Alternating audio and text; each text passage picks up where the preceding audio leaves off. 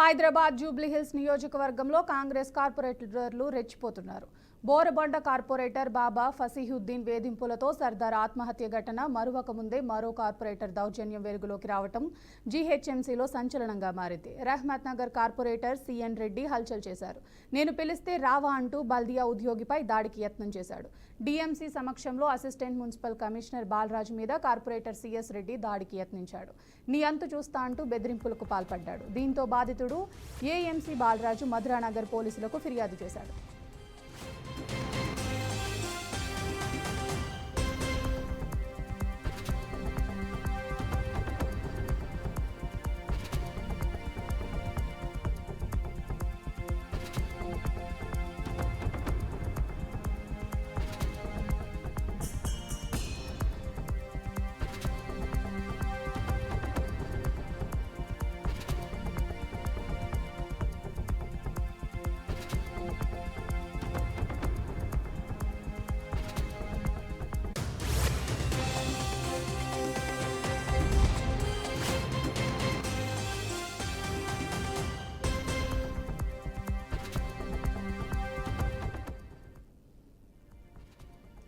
హైదరాబాద్ జూబ్లీహిల్స్ నియోజకవర్గంలో కాంగ్రెస్ కార్పొరేటర్లు రెచ్చిపోతున్నారు. బోరబండ కార్పొరేటర్ బాబా ఫసీయుద్దీన్ వేధింపులతో సర్దార్ ఆత్మహత్య ఘటన మరువక ముందే మరో కార్పొరేటర్ దౌర్జన్యం వెలుగులోకి రావటం జీహెచ్ఎంసీలో సంచలనంగా మారింది. రహమత్ నగర్ కార్పొరేటర్ సిఎన్ రెడ్డి హల్చల్ చేశారు. నేను పిలిస్తే రావా అంటూ బల్దియా ఉద్యోగిపై దాడికి యత్నం చేశాడు. డీఎంసీ సమక్షంలో అసిస్టెంట్ మున్సిపల్ కమిషనర్ బాలరాజ్ మీద కార్పొరేటర్ సిఎస్ రెడ్డి దాడికి యత్నించాడు. నీ అంతు చూస్తా అంటూ బెదిరింపులకు పాల్పడ్డాడు. దీంతో బాధితుడు ఏఎంసీ బాలరాజ్ మధురానగర్ పోలీసులకు ఫిర్యాదు చేశాడు.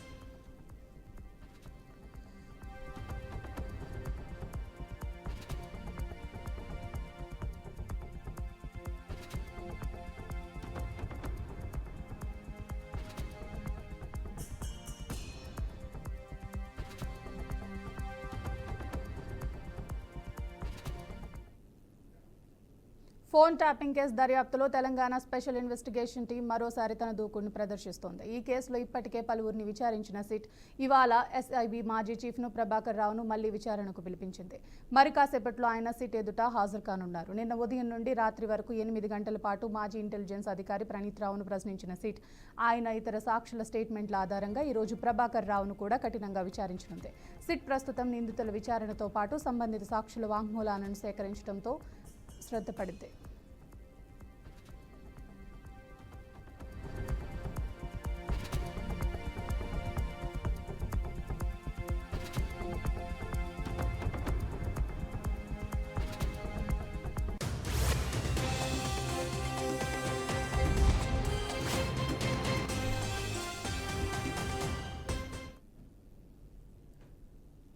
ఫోన్ ట్యాపింగ్ అనుమతులపై సమగ్రంగా దర్యాప్తు చేస్తున్న సిట్ ఈ వ్యవహారంలో కీలకమైన రివ్యూ కమిటీ సభ్యుల నుండి వివరాలు తీసుకుంటోంది.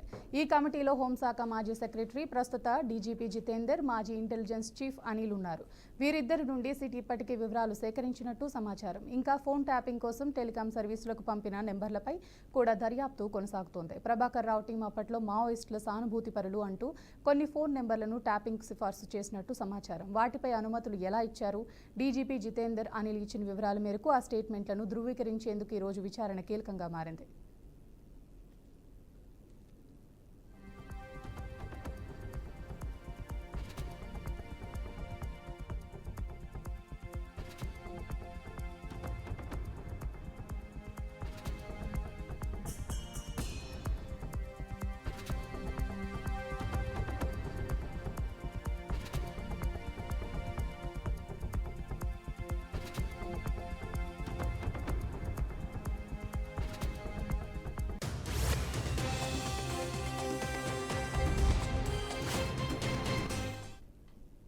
ఇక పదవీ విరమణ పొందిన తర్వాత ఓఎస్టీగా కొనసాగుతున్న ప్రభాకర్ రావును ఫోన్ లీగల్ ఇంటర్వెన్షన్కు డిగ్నికేట్ అథారిటీగా ఎలా నియమించారన్న అంశంపైన సిట్ ఆరా తీస్తుంది. చట్టం ప్రకారం డిసిగ్నేటెడ్ అథారిటీకి కేవలం 7 రోజులు మాత్రమే అనుమానిత నెంబర్లపై నిఘా పెట్టే అధికారం ఉంటుందన్న నిబంధన నేపథ్యంలో ఎంత మేరకు ఈ అధికారం దుర్వినియోగమైంది అనే అంశంపై సిట్ దృష్టి సారించింది. ఈ మొత్తం దర్యాప్తులో ప్రభాకర్ రావు, ప్రణీత్ రావుల స్టేట్మెంట్లు కీలకంగా మారనున్నాయి. ఫోన్ ట్యాపింగ్ కేసు రాష్ట్ర రాజకీయాల్లో తీవ్ర సంచలనంగా సృష్టించగా సిట్ దర్యాప్తు ముందుకు సాగుతున్న కొద్దీ మరిన్ని షాకింగ్ వివరాలు వెలుగులోకి వస్తున్నాయి.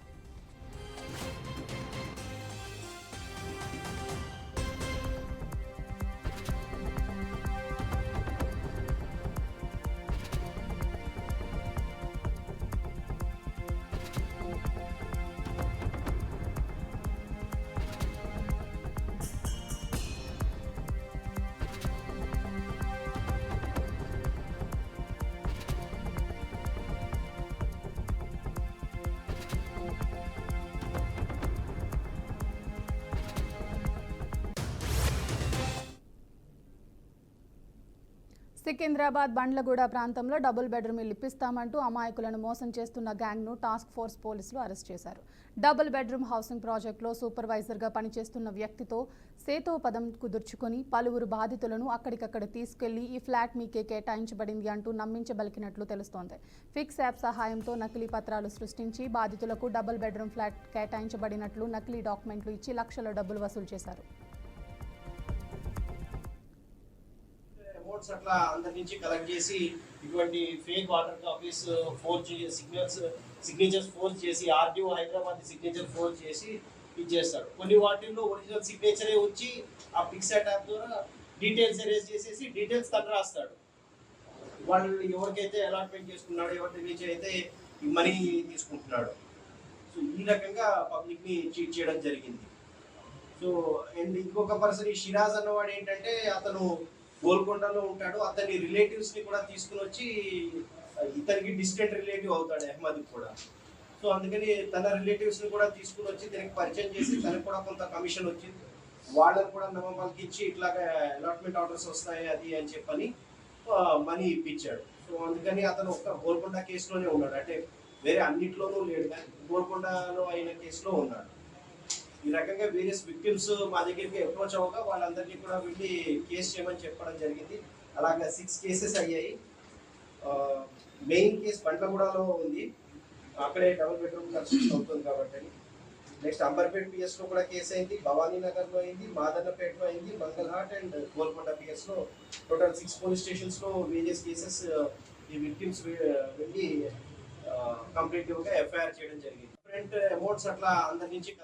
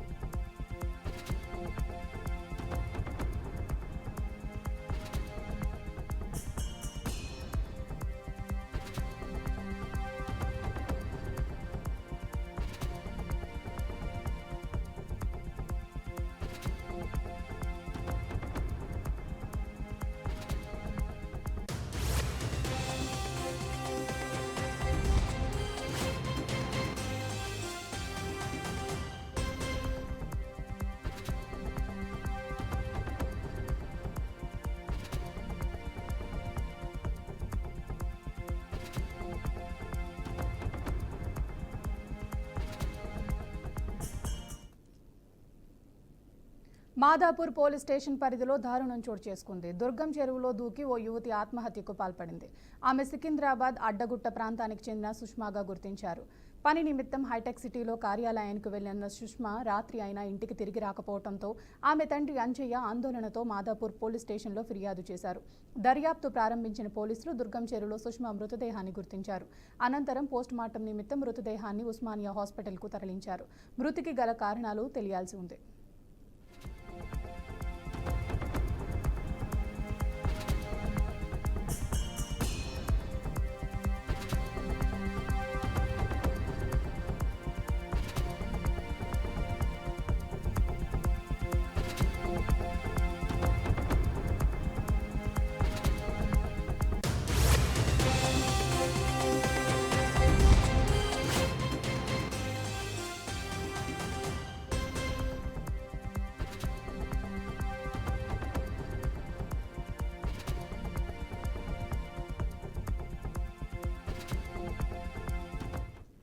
మహారాష్ట్ర పూణే జిల్లా జెజూరి మోర్గావ్ రోడ్డుపై అర్ధరాత్రి ఘోర రోడ్డు ప్రమాదం చోటు చేసుకుంది. వేగంగా వెళ్తున్న స్విఫ్ట్ డిజైర్ కార్ రోడ్డు ప్రక్కన ఆగి ఉన్న పికప్ టెంపోను ఢీకొట్టింది.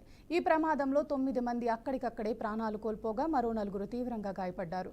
క్షతగాత్రులను స్థానిక ఆసుపత్రికి తరలించి చికిత్స అందిస్తున్నారు. ప్రమాద సమాచారం అందుకున్న పోలీసులు ఘటనా స్థలానికి చేరుకుని క్రేన్ల సహాయంతో శిథిలాలను తొలగించారు. భారీ వర్షం, చీకటి కారణంగా కారు డ్రైవర్ అదుపు కోల్పోవడం వల్లే ఈ ప్రమాదం జరిగి ఉంటుందని పోలీసులు అనుమానిస్తున్నారు. అనంతరం ఈ ప్రమాదంపై కేసు నమోదు చేసి దర్యాప్తు చేపట్టారు.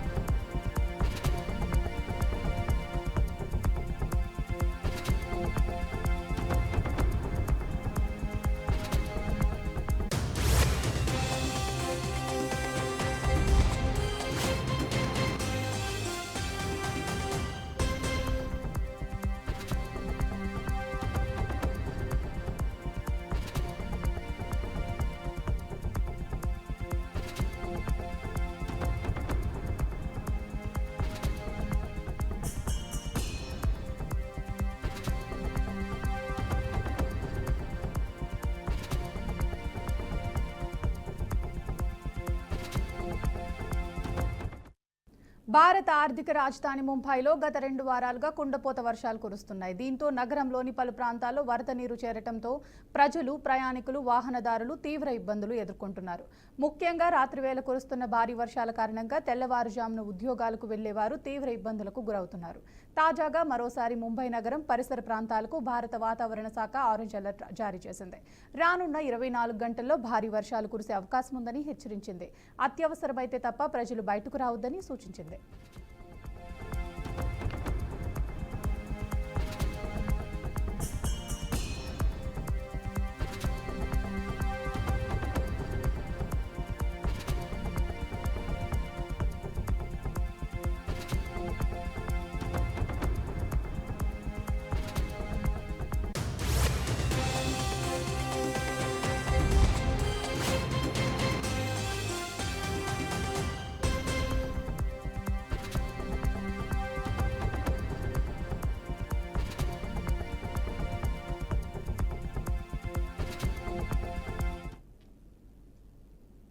తెలంగాణ కార్మిక శాఖ మంత్రి గడ్డం వివేక్ వెంకటస్వామి శ్రీవారి దర్శనార్థం తిరుమల ఆలయాన్ని సందర్శించారు. మంత్రి బాధ్యతలు స్వీకరించిన తర్వాత మొదటిసారి శ్రీవారి దర్శనానికి తిరుమలకు వచ్చానని మంత్రి వివేక్ తెలిపారు.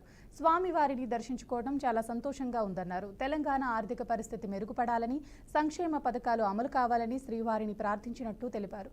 రైతు భరోసా, 200 యూనిట్ల ఉచిత విద్యుత్, రాజీవ్ ఆరోగ్యశ్రీ, సన్నబియ్యం వితరణతో ప్రజలు సంతోషంగా ఉన్నారని తెలియజేశారు. శ్రీవారి దర్శనం అనంతరం దేవస్థానం అధికారులు మంత్రికి తీర్థ ప్రసాదాలు అందజేశారు. లేబర్ అండ్ మైన్స్ మంత్రి పదవి తీసుకున్న తర్వాత తిరుమల రావడం జరిగింది ఫ్యామిలీతోని. వెంకటేశ్వర స్వామి దీవెనార్తులు తీసుకున్న తర్వాత ఇదే మొక్కడం జరిగింది. తెలంగాణ ఆర్థిక పరిస్థితి మంచిగా కావాలి, గ్యారంటీ స్కీమ్స్ ఏదైతే రాష్ట్ర ప్రభుత్వం అనౌన్స్ చేసిందో అన్నీ కూడా సరిగా ఇంప్లిమెంట్ కావాలి. ప్రత్యేకంగా ప్రజలందరూ కూడా ఇందిరమ్మ ఇల్లుల గురించి ఆలోచిస్తున్నారు. వాళ్ళందరికీ కూడా ఇల్లులు కట్టిస్తే 12 సంవత్సరాల కళ ఏదైతే తెలంగాణ ప్రజలకు ఉండదో అది పూర్తిగా అవుతుంది.